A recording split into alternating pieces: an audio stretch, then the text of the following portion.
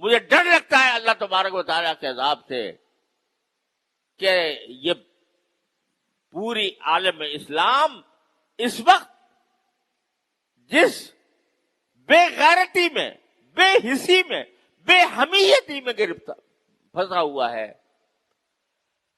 کہیں اللہ تعالیٰ کو ناراض کر کے یہ پورے عالم اسلام کے لیے تباہی کا پیش خیمہ نہ ہو۔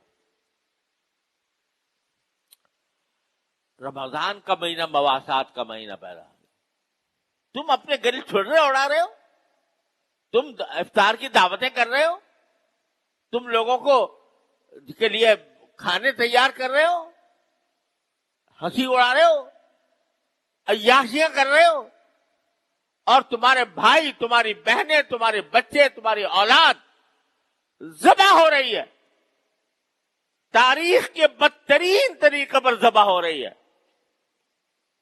30,000 سے زیادہ بچے، عورتیں، مرد بے گناہ شہید کیے جا چکے ہیں۔ تمہارے کانوں پر جوں نہیں رنگتی اور کہتے ہو ہم رمضان منا رہے ہیں، ہم رمضان کا استقبال کر رہے ہیں۔ رمضان کا استقبال دعوتوں سے ہوتا ہے، رمضان کا استقبال بڑے بڑے کھانے کا انتظام کرنے سے ہوتا ہے، رمضان کا استقبال اللہ کے حکم کی تعمیل سے ہوتا ہے۔ کیا کیا تم نے اس رمضان کے اندر اپنے فلسطینی بھائیوں بہنوں کے لیے؟ کسی نے، ہر شخص اپنے منہ میں ڈال، اپنے گریبان میں منہ ڈال کر سوچے کیا کیا اس نے؟ ان کی مدد کے لیے کوئی ایک پیسہ تم نے خرچ کیا؟ ان کے لیے رات کو اٹھ کر اپنے بارگاہ الہی میں کوئی دعا کی؟ یہ تو کم از کم تمہارے اختیار میں تھا۔ اے عام مسلمان، تیرے ہاتھ میں حکومت نہیں تھی، تیرے ہاتھ میں فوج نہیں تھی، تیرے ہاتھ میں طاقت نہیں تھی، لیکن تو اللہ سے تو مانگ سکتا تھا۔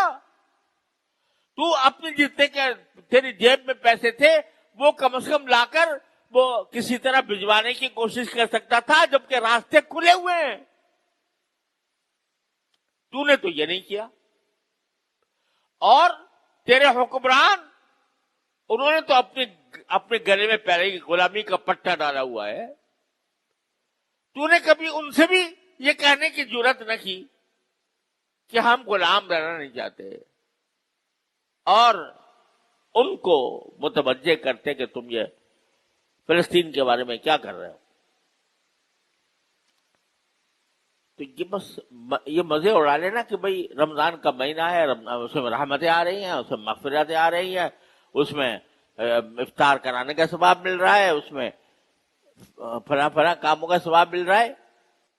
ارے ڈرو اس بات سے کہ کہیں اللہ تعالیٰ کا عذاب نہ آ جائے ہمارے اوپر، جس بے حسی اور بے غیرتی کا ہم اس رمضان کے اندر مظاہرہ کر رہے ہیں اپنے فلسطینی بھائیوں کے خلاف۔ تو میرے بھائیوں، حکمرانوں کا جو کام تھا وہ اپنی سیاستوں میں، اپنی کرسیوں میں، اپنے مسائل میں، وہ ان کا سارا سوچ فکر کا محور وہ اپنی سیاست ہے۔ ان کو پتہ نہیں، پتہ ہونے کے باوجود جوں نہیں رینگ رہی ان کے اوپر۔ تو آخر عوام ہی ہوتے تھے جو اپنی حکومتوں کو آمادہ کرتے ہیں، عوام ہی کھڑے ہوتے ہیں، اپنی حکومتوں سے مطالبہ کرتے ہیں کہ بھئی تم یہ کام کیوں نہیں کرتے؟ ذرا مہنگائی ہو جائے تو لوگ سڑکوں پہ آ جاتے ہیں، احتجاج کرتے ہیں، نعرے لگاتے ہیں، اور اتنا بڑا ظلم ہو رہا ہے۔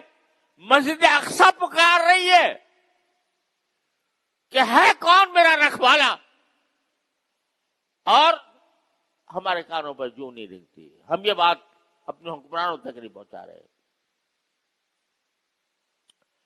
ڈر لگتا ہے اللہ تعالیٰ کی عذاب سے۔ تو میرے بھائیوں، اس کا شعور پیدا کرو، اس فریضے کا شعور پیدا کرو غلامی کا جوا اپنے گردن سے اتارنے کا شعور پیدا کرو، اللہ تعالیٰ سے رجوع کرو، اللہ تعالیٰ سے مانگو. جو شخص جتنی طاقت رکھتا ہے ان کو مدد پہنچانے کی وہ مدد پہنچائے. جو شخص جتنی طاقت رکھتا ہے حکمرانوں کو متوجہ کرنے کی وہ اپنی طاقت کو استعمال کرے. ورنہ آخرت کے اندر یاد رکھو جب یہ 30,000 شہیدوں کا خون کا حساب لیا جائے گا تو حساب دینے والوں میں ہم بھی شامل ہوں گے. تم نے ان کے لیے کیا کیا تھا؟ اتنا نہیں ہو سکتا تم سے کہ تم ایک دن کی آمدنی کا 1 روپیہ تم ان کے واسطے مخصوص کر دو اور اپنی آمدنی میں سے کچھ حصہ اپنے مظلوم بہن بھائیوں کے لیے پہنچانے کا انتظام کرو. یہ بھی اگر نہیں ہو سکتا، اگر یہ بھی نہیں ہو سکتا تو مسلمان کہلانا چھوڑ دو اپنے آپ کو.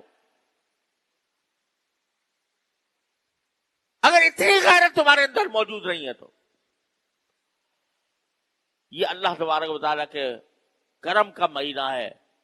اگر اب تک غلطی کوتاہی ہوئی ہے معافی مانگے، توبہ کرے اللہ تبارک و تعالیٰ کی بارگاہ میں اور آئندہ کے لیے عزم کرے ان باتوں کا جو میں کہہ رہا ہوں. اللہ تعالیٰ اپنے فضل و کرم سے رحمت سے ہم سب کو صحیح فہم عطا فرمائے اور اس کے مطابق صحیح طریقے کے مطابق عمل کی توفیق عطا فرمائے. وآخر دعوانا الحمد